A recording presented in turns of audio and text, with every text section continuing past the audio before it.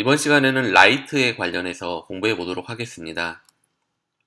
라이트는 말 그대로 빛이고요. 조명이고 다른 오브젝트들의 빛을 비춰주는 용도로 사용됩니다.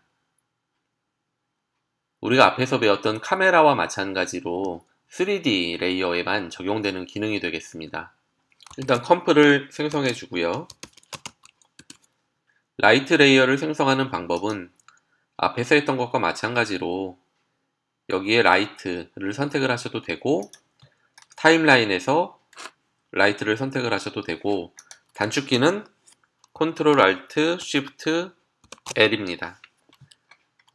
우리가 앞에서 카메라는 Ctrl Alt Shift C, 널 오브젝트 레이어는 Ctrl Alt Shift Y, 그리고 라이트 같은 경우는 Ctrl Alt Shift L이 되겠습니다. 라이트에 이렇게 세팅창이 나오게 되고요. 종류가 총 4가지가 있습니다. 우리가 4가지를 다 생성을 해볼게요. 처음에 만들었던 라이트는 패러렐 라이트였고 이번에는 스팟, 세 번째 라이트는 포인트, 네 번째 라이트는 앰비언트. 이렇게 4개를 만들어 보겠습니다. 4개를 펴서 간단하게 설명을 드리면 4개를 잡고 한꺼번에 다 펴주면요. 이렇게 이런 옵션들이 아래에 나오게 되는데 일단 혼동을 막기 위해서 이름을 이렇게 좀 세팅을 해주고 시작하겠습니다.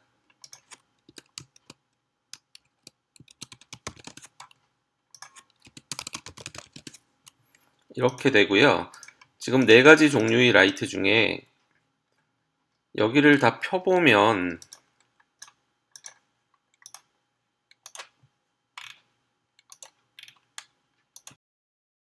여기서 보시다시피 스팟 라이트가 가장 옵션이 여러 가지가 있습니다. 그래서 스팟 라이트를 예를 들어서 설명을 드리도록 하겠습니다. 우선 다른 라이트들은 다 눈을 꺼주고요.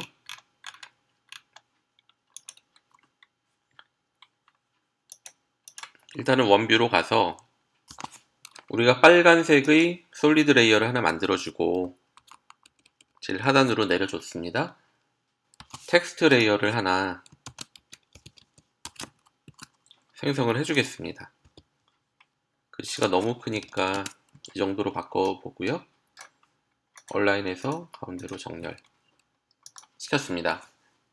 방금 만든 2개의 레이어를 모두 3D로 만들어 주고요. 그럼 보시다시피 지금 우리가 스팟 라이트에 불이 들어와 있기 때문에 이 텍스트 레이어와 솔리드 레이어를 3D로 변환하자마자 이 스폰 라이트가 효과를 발하게 됩니다. 우리가 텍스트 레이어와 솔리드 레이어의 위치를 한번 보면 텍스트 레이어 같은 경우 그리고 솔리드 레이어 같은 경우 둘 다 Z축이 0인 걸 볼 수 있습니다. 근데 우리가 이 빛의 효과를 좀 보려면 이 텍스트 레이어를 앞쪽으로 좀 빼주고요.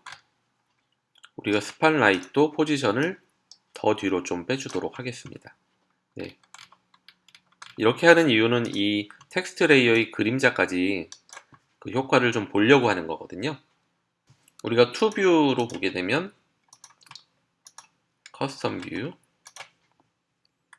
하게 되면 이제 이런 식으로 나오는 것을 확인할 수가 있습니다. 그래서 이 라이트는 기본적으로 2개의 속성을 가집니다. 트랜스폼과 라이트 옵션 이렇게 2가지를 가지게 되는데 트랜스폼은 우리가 기존에 봤던 거와 유사해요.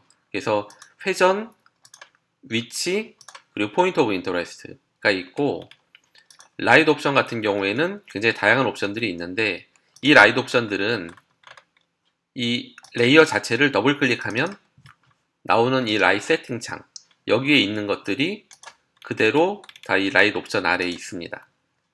그래서 한 가지 한 가지 간단하게 살펴보면 인텐서티는 빛의 강도거든요. 그래서 이걸 이렇게 낮춰주게 되면 빛이 좀 어두워지는 것을, 높여주면 빛이 밝아지는 것을 확인할 수가 있습니다.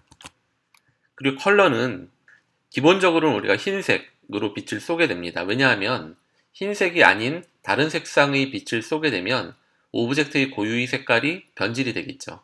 그래서 대부분의 경우에는 흰색으로 라이트를 일반적으로 준다 라고 알고 계시면 될 것 같고, 콘 앵글은 이 비추고 있는 이 각도입니다. 그래서 이거를 수치를 낮춰주면 좁은 범위를, 넓혀주면 점점 넓은 범위를 비추게 된다는 것을 알 수가 있겠고요.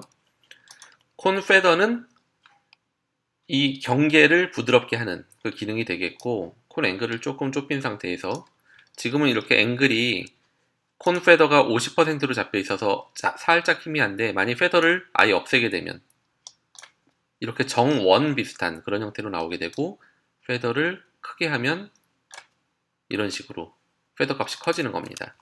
다시 언두를 해서 50 정도로 다시 돌려놓고요.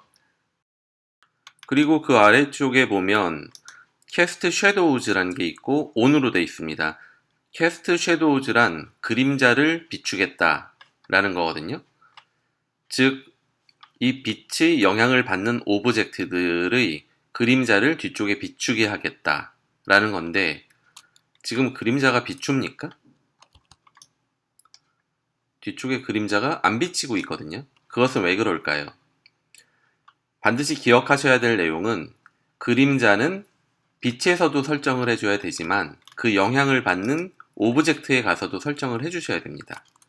확대해서 보게 되면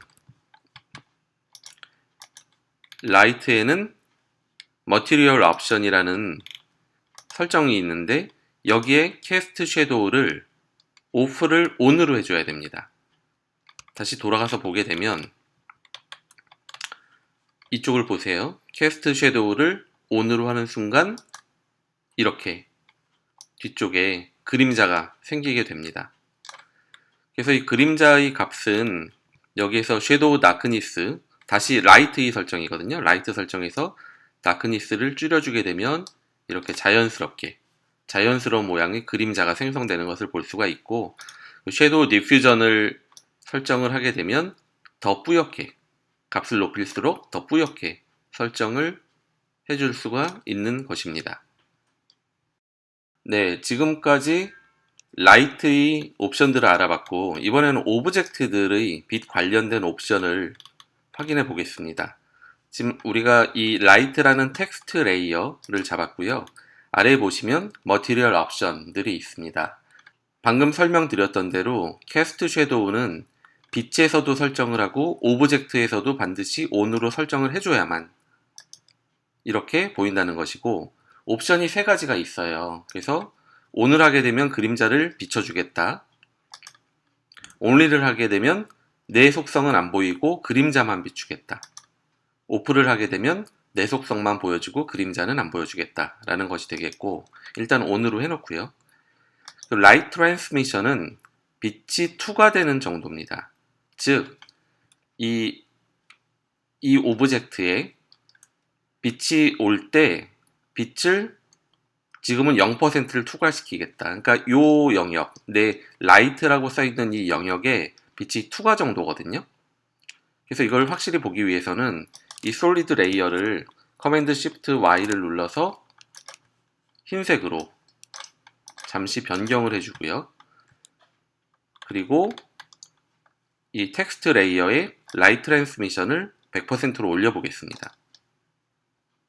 그럼 보시다시피 뒤에 그림자 색상이 이 텍스트 레이어의 색상을 그대로 반영한다.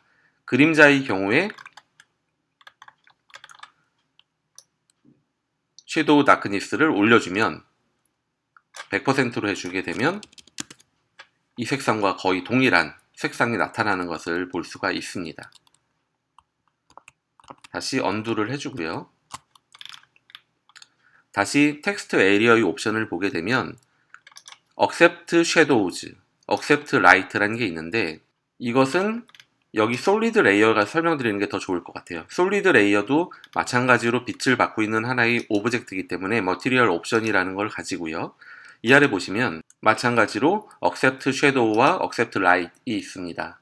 이건 어떤 의미냐면, 나보다 상위에 있는, 즉 빛이 제일 상단에 있고요.